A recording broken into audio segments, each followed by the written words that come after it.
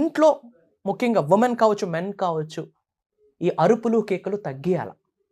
ఊరుకునే అరిసే పిల్లడు ఒక గ్లాస్ ఎత్తిస్తే చాలు, ఇంకా ఏమైతుంది, నీళ్ళు ఒలిగిపోతే ఒత్తుకోండి, అయిపోయి. అరవడం ఎందుకు? Common sense, right? అరవడం వల్ల పడిన నీళ్ళు అలా లేచి గ్లాస్లోకి వస్తాయా? రావు కదా. ఇదంతా అలవాటు అయిపోయింది మనకి. నీ వల్లేరా బాబు బీపీ వస్తుంది అంటాం, నీ వల్ల ఇంక పిల్లలకి బీపీ వస్తూ ఉంది.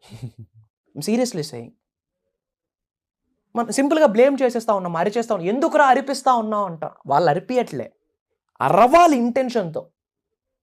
దానివల్ల ఎనర్జీస్ వేస్ట్ అవుతాయి, మేనిఫెస్టేషన్ వర్కౌట్ అవ్వదు.